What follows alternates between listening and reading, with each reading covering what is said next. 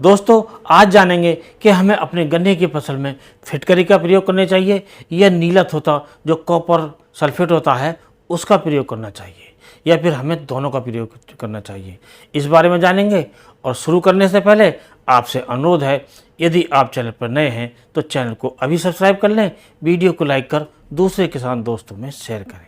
तो दोस्तों जो हम अपने गन्ने में जो प्रयोग करते हैं, कुछ किसान भाई फिटकरी का प्रयोग करते हैं, कुछ किसान भाई नीला थोथा का प्रयोग करते हैं और दोनों ही अच्छा प्रयोग है और दोनों के जो हमें लाभ हैं काफ़ी अच्छे लाभ मिलते हैं और दोनों ही फफूंदी जनित बीमारियों से हमारे खेत को बचाव के लिए काफ़ी अच्छे काम करते हैं।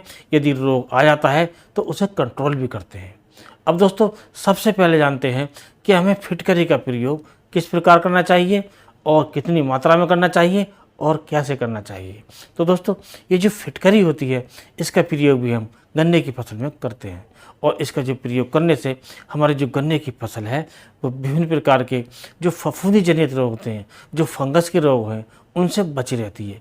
यदि इसमें रोग आ जाता है तो वो भी कंट्रोल होता है। तो दोस्तों आप जान लेते हैं कि फिटकरी का जो प्रयोग है हमें किस प्रकार करना चाहिए।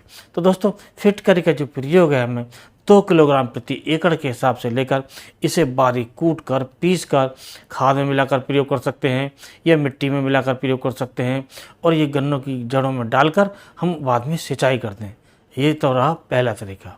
और दोस्तों इसका दूसरा तरीका भी है, आप अपने खेत के अनुसार, जितना बड़ा खेत है उसके अनुसार लेकर 2 किलोग्राम प्रति एकड़ से लेकर आप डले वाली फिटकरी लीजिए, उसे किसी कपड़े में बांधकर अब जहाँ पानी गिरता है और जहाँ से पानी स्टार्ट होता है वहाँ पर इस प्रकार लटका दीजिए और वो धीरे धीरे घुलकर चलता रहे और पूरे खेत में फैल जाए। तो उसका भी हमें काफ़ी लाभ मिलता है और इसका जो प्रयोग है काफ़ी आसान है और काफ़ी सुलभ है, काफ़ी सस्ता है। इसका प्रयोग करके हम अपने गन्ने की फसल को विभिन्न प्रकार के फफूंदी जनित रोगों से बचा सकते हैं। अब दोस्तों बात करते हैं सावधानी की। तो हमें फिटकरी का प्रयोग करते समय कुछ सावधानियां बरतने की भी आवश्यकता है। तो दोस्तों हमें ऐसे खेतों में फिटकरी का प्रयोग नहीं करना चाहिए जिनकी जो भूमि है ज़्यादा अम्लीय हो, एसिडिक हो। जैसे हमारे जो कुछ खेत होते हैं जिनके पीएच मान 5 से ज़्यादा नीचे होता है तो उसमें हमें प्रयोग से बचना चाहिए और जिनका जो पीएच मान है वो 6 से ज़्यादा 7 है और या ज़्यादा है उसमें हम इसका प्रयोग बड़ी आसानी से कर सकते हैं और ज़्यादा लाभ कमा सकते हैं। इसके साथ साथ इसके और भी कई लाभ हैं।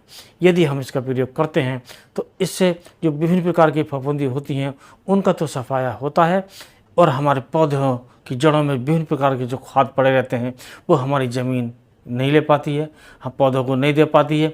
तो ऐसा प्रयोग करने से जो हम विभिन्न प्रकार के जो पोषक तत्व होते हैं वो हमारी ज़मीन को मिल जाते हैं, हमारी पौधों को मिल जाते हैं और वो जड़ें उन्हें अवशोषित कर लेती हैं और पौधों को दे देती हैं, जिससे हमारा जो पौधे हैं वो ज़्यादा अच्छा विकास करते हैं, कुल मिलाकर ज़्यादा पैदावार देते हैं। अब दोस्तों बात करते हैं जो नीला थोथा होता है। तो नीला थोथा का प्रयोग भी हम अपनी फसल में कर सकते हैं। ये भी एक प्रकार से फफूंदी नाशक है, अर्थात ये फफूंदी का काम करता है और हमारा जो खेत है विभिन्न प्रकार की जो फफूंदी होती हैं उनसे बचा रहता है।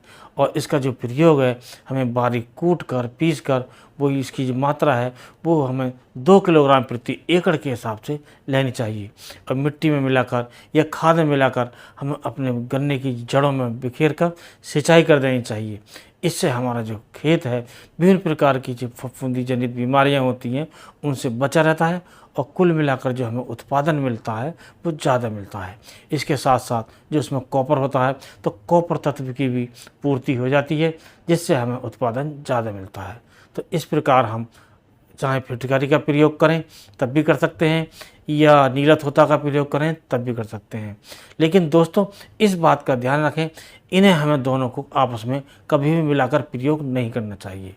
अब दोस्तों हम चाहते हैं कि हमें दोनों का प्रयोग करना है तो कम से कम 1 महीने का अंतर होना चाहिए। यदि आप फिटकरी का प्रयोग करते हैं तो उसके 1 महीने बाद आप नीला थोथा का प्रयोग करें। यदि आज नीला थोथा का प्रयोग करते हैं तो इसके 1 महीने बाद फिटकरी का प्रयोग करते हैं। तो ऐसा करने से हमें उपज ज़्यादा मिलेगी। तो दोस्तों आज के वीडियो में इतना ही। अगले वीडियो में नए टॉपिक के साथ फिर मिलते हैं। तब तक के लिए नमस्कार।